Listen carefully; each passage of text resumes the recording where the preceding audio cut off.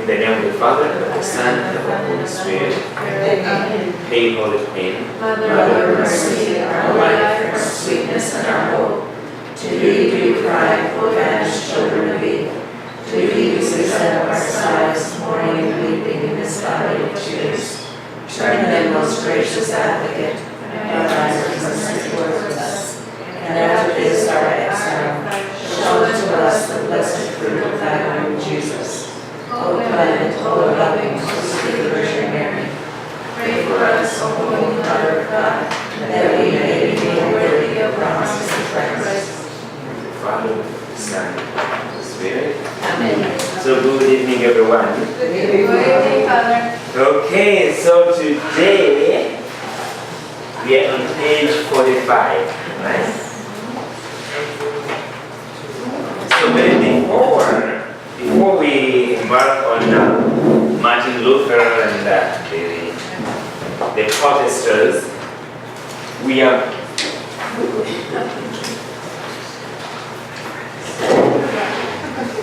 let us stop briefly, because we had in August, we have a very, very important day, solemnity, and that is the solemn feast of the Assumption. How many of you went to Mass? It's a big day. It's very, very important.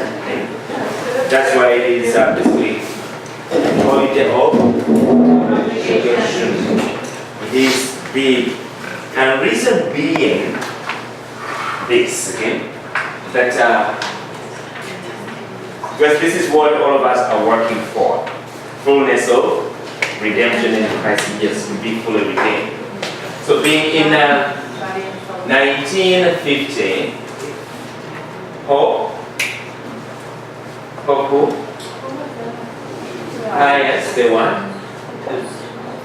The 12. Basically defining the dogma of the Immaculate Conception. So basically it doesn't mean, no, the Assumption. Yes. When was the Immaculate Conception?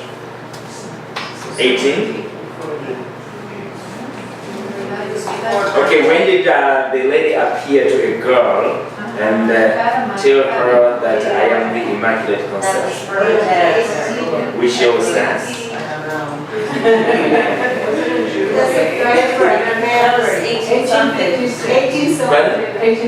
No, the dogma was 1854. Then, 4 years later, a woman appeared to a girl, and when she asked the name, she said, I am the Immaculate Conception. So confirming the dogma of the church.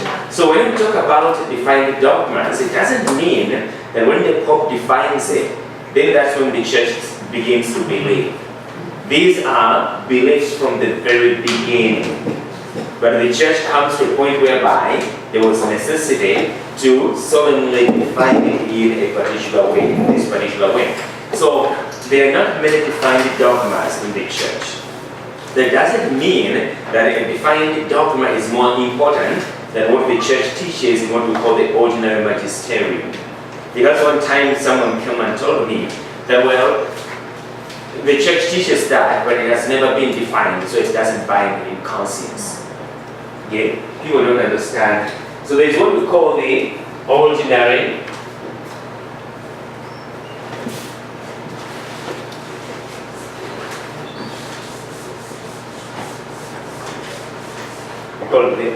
ordinary magisterium. Okay. And the Universal? Extraordinary?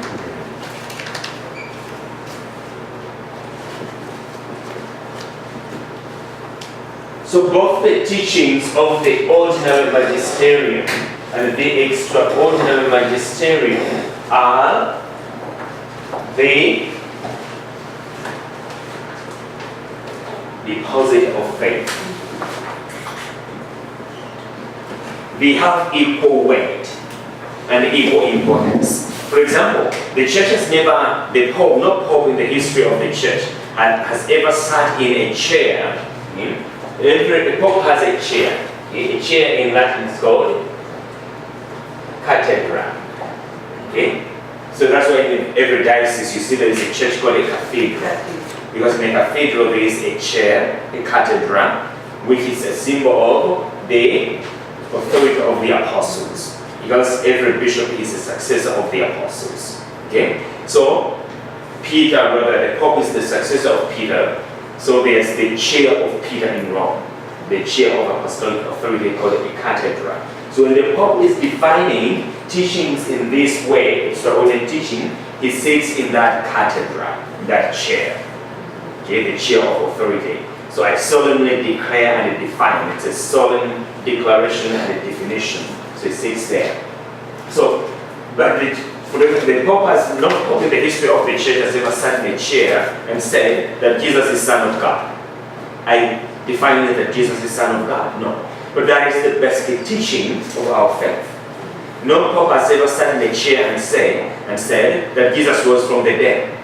But that's the central reality of our faith. It is what we call the ordinary magisterium. It doesn't mean that what the church teaches in the ordinary magisterium is less important than what it teaches in the extraordinary. Extraordinary is taught for particular circumstances and reasons the church basically finds necessary to make this solemn definition. So that's why extra cathedra or ordinary teachings are very few. Okay? When the Pope sits in a chair and solemnly declares and defines, because all the teaching, most of the teachings are ordinary teachings. Ordinary doesn't mean less important. It means that the Pope, to distinguish it from extraordinary, that the Pope has never sat in a chair of authority to define this in a solemn way. So the definition doesn't mean that the church is beginning to believe. This is what the church has believed from the very beginning. So the assumption is one of those teachings. Okay? Extraordinary teaching. So in 1950, Pope Pius XII sat in that chair of authority and defined the dogma. This is the importance of that dogma. What is the dogma? The dogma is, this is the assumption. Some women are called assumpta. Assumpta. I've never heard any assumpta here. Maybe in the, yes. Maybe Assumpta, Immaculata. Yeah. Okay. So, like all the Marian praises can be names. Okay, Immaculate, Immaculata, Veneranda. Yeah. The one who must be venerated. Okay? So the dogma is the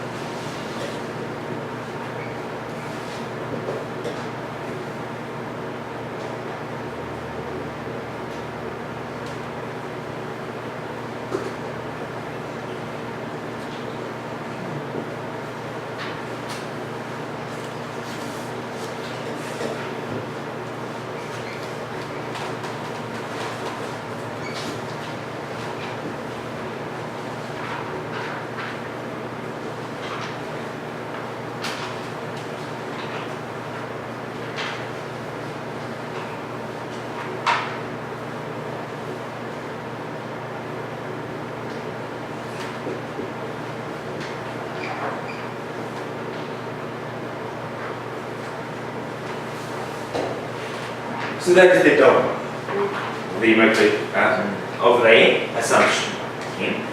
The Immaculate Mother of God, ever Virgin Mary, having completed the course of her of earthly life, was assumed by and so in heaven. This is a very important thing. Why? Because when this the church teaches like this. It affirms fullness of redemption in Christ Jesus. Remember that Jesus is a divine person who assumed our nature and he rose from the dead. Mary is a human person. So in Mary, we see what God intended from the very beginning. Fullness of redemption for us to live in the circle of Trinitarian life and love forever. That is what the assumption is. And so all these words are so meaningful. The Immaculate Mother of God. So we first look at the Immaculate. What does that mean? It means basically, it talks about the dogma of the Immaculate Conception, which is from the first instance or moment of her conception by a singular grace and the privilege of Almighty God in view of the merits of Jesus Christ, her Son. Mary was preserved immune from every stain or all stain of original sin. So why was she preserved immune from every stain of original sin? Because God was building her by his own hands, again, as the new ark of the covenant. So remember in the old covenant, when God tells Moses to build the ark, he gives him specific, specifications which are perfect. It had to be a perfect object because it was going to embody perfection himself, God, the presence of God in the midst of Israel. So there was, yes, the ark, an object which embodied God, but it was made by, human hands instructed by God. So here in the Immaculate Conception, God himself is fashioning this ark for himself. And this ark is perfect because it's going to embody perfection himself. So the reason for the Immaculate Conception is the Mother of Mary. So you see the dogma, the Immaculate Mother of God. She is immaculate because she is the Mother of God. She embodies perfection himself, holiness himself. Okay? So these dogmas are inseparable. The Immaculate Conception, the Incarnation, and the Assumption. Each happens because of the other. Okay? So, immaculately conceived before she was to be the Mother of God. And this will happen at the Incarnation or the Annunciation. Okay? That took place. Then, the Immaculate Mother of God, the ever Virgin Mary. Why ever Virgin? Because the Protestants believe that she wasn't. Yes, but it's sure. So they just stick that in there. Yeah. Of the Protestant eye. Why the ever Virgin? We know, believe and know, that Mary was conceived without original sin. And Mary never, because of that, she never had any attraction to sin. Meaning she didn't have the propensity to sin we call concupiscence. Because of that, Mary never committed any personal sin. That's the meaning of ever virgin. So virginity in the church is understood on two levels. Number one, Mary was physically virgin. This is physical virginity. Okay? But then on the deeper theological level, virginity stands for sinlessness. So that's why when the church is fully redeemed, when all is in all at the end of time, it will be the virgin bride, betrothed to the bridegroom Christ Jesus. The virgin church, the virgin bride, meaning sinless. So this has nothing to do with the fact that she was, That she was a virgin. Right, but I mean physically a virgin. It has to do with that too. Because they go hand in hand. You can't separate one from the other. It has to do with that. Okay? She was a virgin, she didn't know man. But then ever virgin. So her virginity in both senses is intact. So we have to understand it from those two senses. Okay? We don't separate one from the other. So that's why she's ever virgin, Mary. Okay? So that is the point there. Having completed the course of earthly life, how did Mary complete the course of earthly life?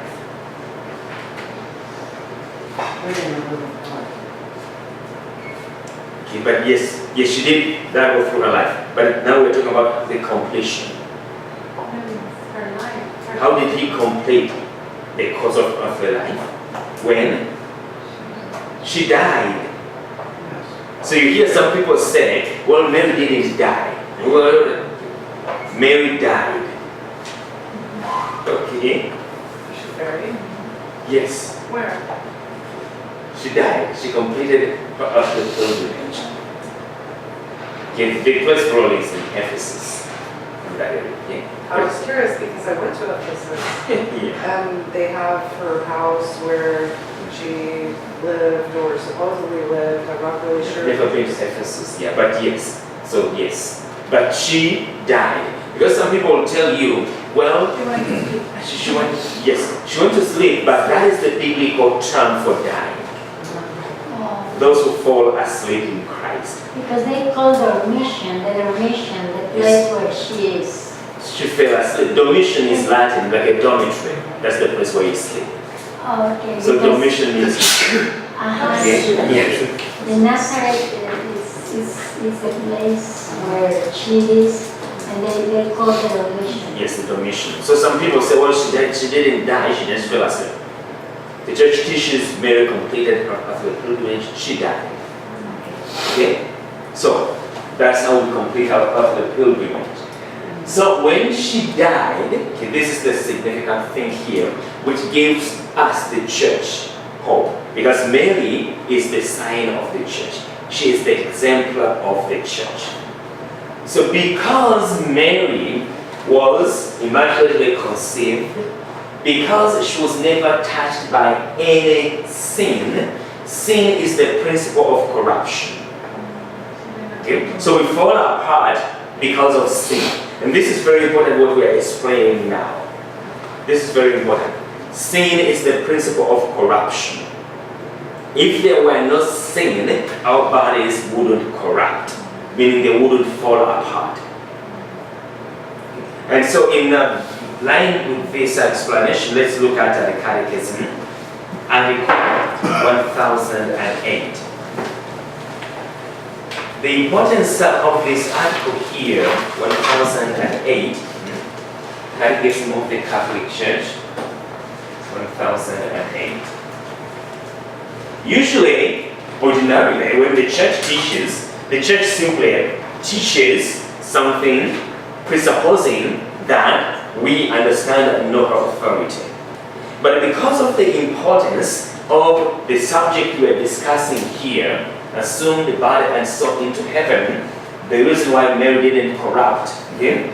The church finds it very important to teach by reminding us of her authority in this particular article.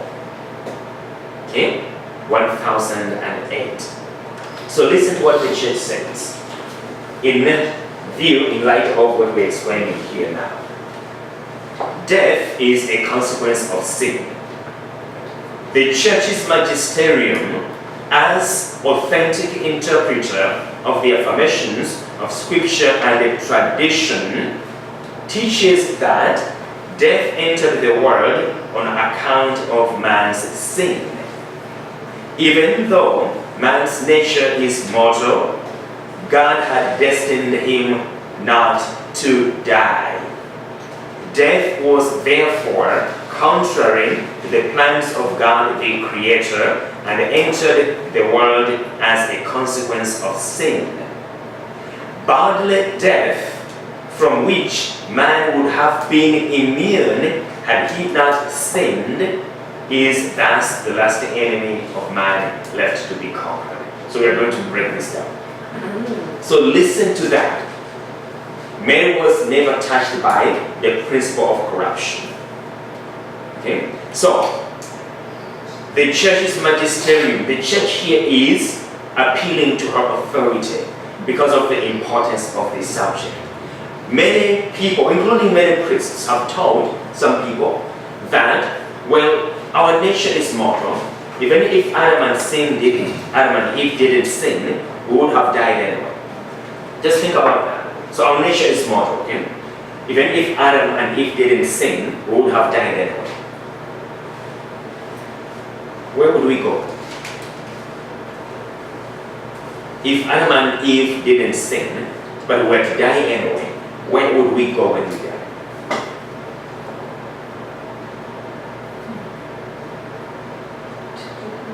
Pardon? Where? Because the concept of, the reality of the Garden of Eden is like heaven, in the presence of God. So if people were to die, where would they go? Pardon? That's where There was no, so there's nowhere to go if you die. So that's why the church is so specific here about this teaching, so that there is no confusion about it. So the church's magisterium, as authentic interpreter of the affirmations of scripture and the tradition, they are the authentic interpreter. They are the ones who have the authority. When they teach about faith and morals, there's no question about it. Case is closed. That's what we believe. If you don't believe it, you sin. It's that simple. Okay? So authentic interpreter of the affirmation of scripture and tradition teaches that death entered the world on account of man's sin. Listen to this. Even though man's nature is mortal, God had destined him not to die. Okay? So death was therefore contrary to the plans of God the Creator and entered the world as a consequence of sin. Now in light of what we are looking at here, listen, bodily death, okay? The body to die, bodily death. Why? Because the soul doesn't die. Okay? Bodily death. From which, so the church is saying the same thing in other words to emphasize the point. Bodily death, from which man would have been immune had he not sinned, is the last enemy of man left to be conquered. You had a question? Yeah. Is heaven really just at a place or just a state of being? Okay.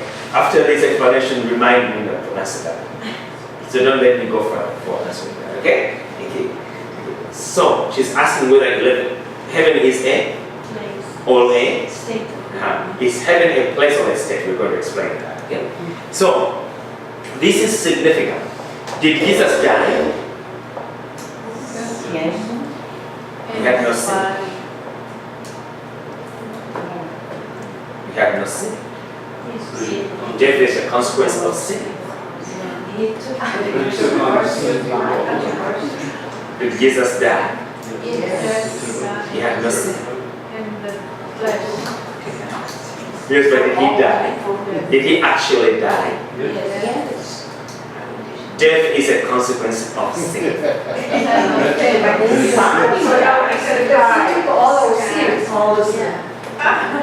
Okay, yes, I was picking you. Okay. There's never doubt about these things. Even if you don't know the explanation, when the church teaches it, just to say it. Even if you can't defend it. Okay? When the church teaches it, it's true.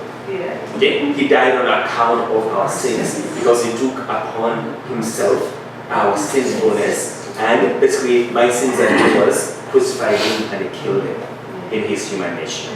Okay? So people who deny that Mary didn't die, Mary walked in the footsteps of Jesus Christ. So she too died. She too had to die. How did Mary die if she had no sin? Why would Jesus die? Did Mary take on our mother take on our sin? So Mary walked in the footsteps of Jesus Christ. And that's why she. And so she actually passed, she died. But then, what is actually death in this particular regard? So this is what we're explaining. Okay. So when Mary ended the pilgrimage of earthly life, when she died, because bodily death here means corruption, falling apart, rotting, there is a consequence of sin. This body, which was not touched by any stain of original sin, couldn't corrupt. The body was ever virgin, sinless. And because of that, by the power of the resurrection of Jesus Christ, by the power of the Spirit of the Son and the Father, Mary's human body was transformed into a heavenly body after she died. Now, the church will not go into the question, but when she died, how many hours was she dead? Before the Assumption. Okay, we're going to get into that. Okay? Yes. But we know that she died, and then when she died, she was assumed. So the assumption is that her human body was transformed and likened to, or patterned after, likened, as we hear in Romans, to the risen body of Jesus Christ. So Mary is taken into heavenly glory because her humanity, her body is glorified. After the glorified body of Jesus Christ. So she My body. So she died right after he did? Pardon? She died right after. Not right after. No. And there's Oh, evidence she that did. she lived that longer after She did, Jesus okay. died. Yes. So, this is significant. Why? Because you and I, when we pray the creed, we say we believe in the resurrection of the body. Whose body? Our body. My body and your body. Although our bodies rot in the grave because of sin, in ways known to God alone, this is beyond our understanding, comprehension. These bodies of ours that are participating in the work of salvation now will be raised and patterned, likened to the risen body of Jesus Christ, and they will be glorified. As the human body of Mary, the Mother of God, is glorified now in the heavenly kingdom. So you and I have hope that our faith is not a hoax. The assumption is that living proof that you and I will rise from the dead. And if we live for Christ, our bodies will be glorified. Not only our souls, but the entire human person will be redeemed. So Jesus didn't come only to redeem our souls. He came to redeem us as human beings, both body and soul. So our bodies which participate in the work of salvation now in the apostolate will also participate fully in thanking God forever, praising God, adoring Him forever in the heavenly kingdom. That's what God meant for us from the very beginning. So, this is the source of Christian hope. Of course, we know the resurrection of Jesus Christ. But now we know that one of us, because of the power of the resurrection, is fully redeemed, body and soul, into heavenly glory. Okay? So that's why the assumption is a big deal. And that's why we should basically celebrate it with a lot of faith and hope and love. That's why on that day we should sing this song, which we should sing always, then we have it in our evening prayers, the Magnificat. My soul proclaims the greatness of the Lord, and my spirit rejoices in God my Savior, for He has done great things for me. Mary knew it. I am the mother of God. God has done great things for me, and holy is His name. That song, okay, which echoes in the church now, will echo in the church all through eternity, in the heavenly kingdom. That song of Mary, she continues to sing. Now in the morning class, someone told me that they went to a mass. It was a deacon was Spanish. The mass was in Spanish. This deacon was saying, because on August 15th this year we have the Magnificat. Okay, that's the gospel, Luke. So that the deacon, she said she understood him. He said that, well, we are not so sure whether these are the exact words of Mary. But you know, so if you're not sure those are the exact words of Mary, are you sure that the Our Father are the exact words of Jesus? Are you sure that, so what are you sure of then? So if we hear such nonsense, we shouldn't listen to it. But if we hear such nonsense and really we understand it well, you ask somebody who preached like that after Mass, did you mean this? And when they say, you ask, where did you get that from? It's time for the people of God to take responsibility in some regard when we hear some errors. Right? Okay, so you ask, is heaven a place or a state? Where did you hear that? Where did you ask? Did you hear somebody say that or teach that or? I don't remember where exactly I got it, but it's been around. Yes, you're right. It has been around. So, tell me, is heaven a place or a state? It's the same thing that is said about hell. Yeah. Okay. Is heaven a state or a place? Place. Are you married? Am I married? Yes. Are you in the married state? Are you in a place?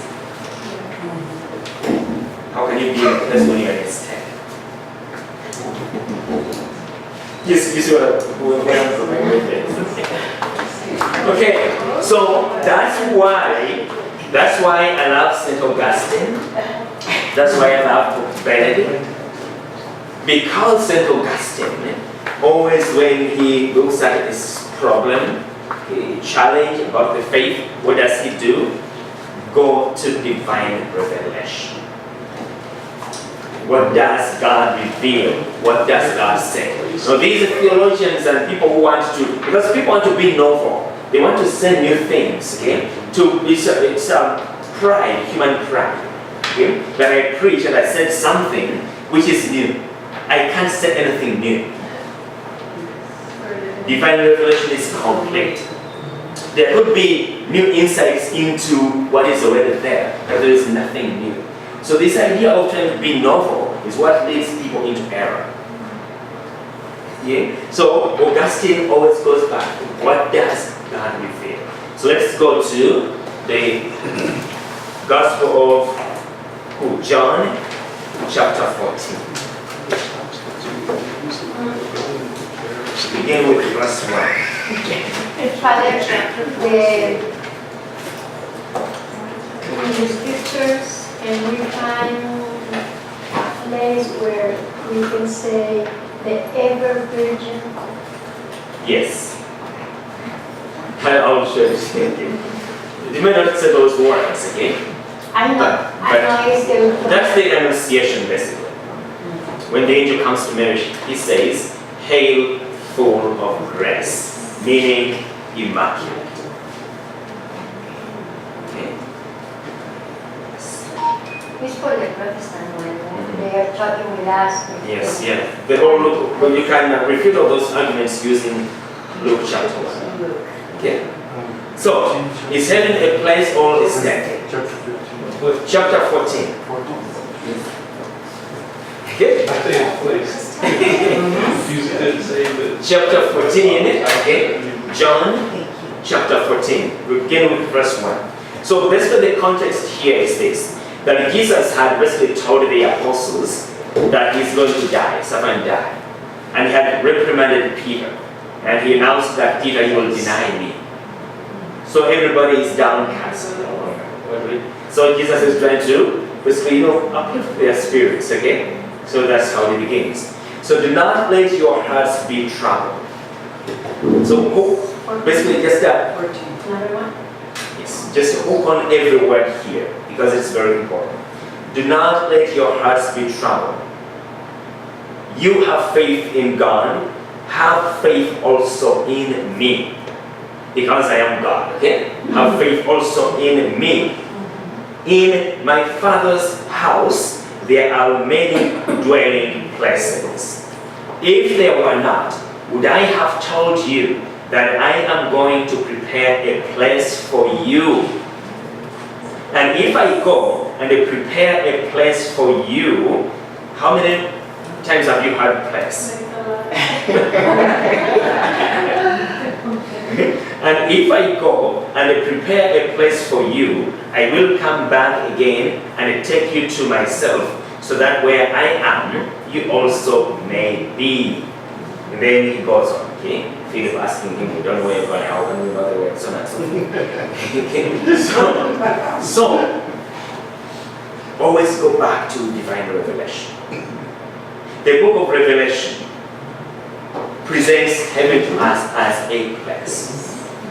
Good. So the reason I asked you, are you in a married state and are you in a place? There's no contradiction in being in married state and being in. So it's the same thing as So these people are just, it's just sheer ignorance again, that people try to, again, trying to appear to be intelligent.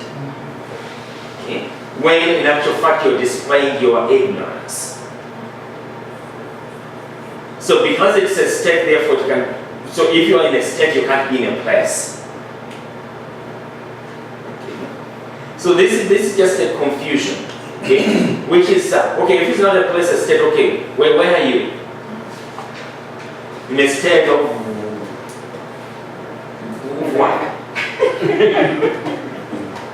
I think there's some. I am in the United States of not state. I think there's some of those spiritual people that when they use the word state, they actually mean that you're in this spiritual place of being, that there is no material world afterwards. That's, I think, where she's getting that from. And I've heard that too. Yes, but our bodies will be glorified. Right. And our bodies are, you can call them spiritual bodies, but they are bodies. Okay? So the book of Revelation gives us this lesson. So they are worshipping, the picture in heaven, they are worshipping, throwing their crowns and doing whatever. So it is a place. How that place is like, we have no clue. No eye has seen, no ear has heard what God has in store for those who love Him. Father, how do you contrast that with being in a state of grace, or is that something totally different? You know, when we say in a state, okay, we mean, yes, you can be, as I said, you can be in a state, you know this state, but that's the same thing. So you are in a condition, state of grace means that you are in a condition whereby your life is set right before God. You are in friendship with God. That's what we mean by a state of grace. So it doesn't mean like a utopian kind of, like when I'm in a state of grace and I'm not here. Okay. All right. Okay. So let's continue. So we looked at some of Martin Luther's arguments, which didn't make sense about the Eucharist. So now we go to the apology of the Augsburg Confession in 1531. So remember what we are looking at here in terms of church teaching is that the church for 1500 years, over 1500 years, had understood the Eucharist as we have explained all along. Then more than 1500 years later, a priest called Martin Luther comes up and it says that the church has been wrong all along. He saw something that St. Clement didn't see. St. Ignatius of Antioch didn't see. St. Polycarp didn't see. St. Irenaeus didn't see. St. Cyprian didn't see. St. Jerome didn't see. St. Augustine didn't see. And St. Thomas didn't see. And Augustine and Martin Luther saw it. That all along these people have been wrong. That Mass is not a sacrifice. Okay? So that's where we are. So the Lutheran position on the Mass is explained in Melanchthon's Apology to the Augsburg Confession, Article 24. There is text that although the Eucharist can be called a sacrifice of praise or thanksgiving, it cannot be called a sacrifice of propitiation, that is, a means of gaining the remission of sin and the punishment due to sin, of obtaining grace, or of securing whatever is needed for the living and the dead. Then what would be the function of Jesus telling us, do this in memory of me? What would be the purpose? If that doing it does not take our sin, is not a means of receiving grace, is not a means of dispensing grace, what is it? Do this. Why do we do it? Just think about it. What is the purpose? What is the goal? Because he told us, what I have done, do it. What did he do? He instituted the sacrifice. So what does he tell us to do? To offer what he does. He doesn't tell us to offer in any other manner or to offer any other thing other than he offers. And what he offers is himself. So when we do, what are we doing? So if you are a Protestant, okay, and you say that Catholics are heretics and whatever, you are the one who is disobedient. You are being asked by God to do what he does. What does he do? He offers himself. What is asking me to do? To offer him. That's what he does. That's what he tells me to do. Okay? So if you say that Mass is not all these things, the sacrifice, the Eucharist is not all these things, then what is it? So if you fulfill the command of doing, what are you doing? Okay? So the reason for denying this is that there is no other sacrifice, he continues in Melanchthon, is that there is no other sacrifice for the remission of sins than the one Christ offered for us on the cross. Who said there is another sacrifice? Nobody. The Catholic Church doesn't say there is another sacrifice. We're just doing what we are told to do by God. What he did is what we do. This sacrifice does not pass away. Why? Because it participates in divine eternity. You remember we saw that text. You remember it, right? Very significant. Catechism of the Catholic Church, Article 1085, 86. What was that? 1085, beginning with yes.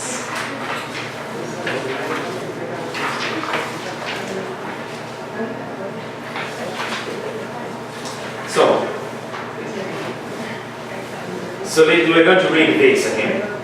Read this. So nobody ever said, the church has never taught that she offers any other sacrifice other than what Christ offered. St. Paul in 1 Corinthians chapter 11, I am passing on to you, handing on to you what I myself received. I'm not handing on to you something else. So when you participate, when you do this, the Lord's Supper, the sacrifice is accomplished, is being done here. So, this is what the church believes. 1085. In the liturgy of the church, it is principally his own Paschal mystery. Principally, okay? The principle. His own Paschal mystery that Christ signifies and makes present. His passion, death, and resurrection is what he makes present, not any other thing. So during his earthly life, Jesus announced his Paschal mystery by his teaching and anticipated it by his actions. When his hour comes, the hour that doesn't pass away, when his hour comes, that is his baptism, that is the cross, that is the sacrifice. So when his hour comes, he lives out the unique event of history which does not pass away. Jesus dies, is buried, rises from the dead, and is seated at the right hand of the Father once for all. Not many times. Okay? The church doesn't teach that Jesus dies many times as Protestants allege that we think. Okay? Once and for all.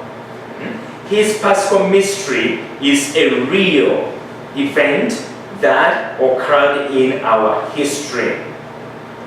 It's not a sign, it's not a legend. It actually took place in space and time. It is historical. But it is unique. How? All other historical events happen once and then they pass away, swallowed up in the past. No historical event happens twice. Usually we say that when history repeats itself, it doesn't. Patterns may occur again, but it's not the same act. Okay? They happen once and they're swallowed up in the past. We can remember it, okay? But it doesn't come again. It doesn't come back. So, the Paschal mystery of Christ, by contrast, unlike any other historical event, by contrast, cannot remain only in the past. Because by his death, he destroyed death and all that Christ, because by his death, he destroyed death. And all that Christ is, this is what we are looking at, all Christ is, all that Christ is, all that he did and suffered for all men participates in divine eternity and so transcends all times while being made present in them all. The event of the cross and the resurrection abides and it draws everything toward life. That's what we do at Mass. Do this in remembrance of me. That's what we do.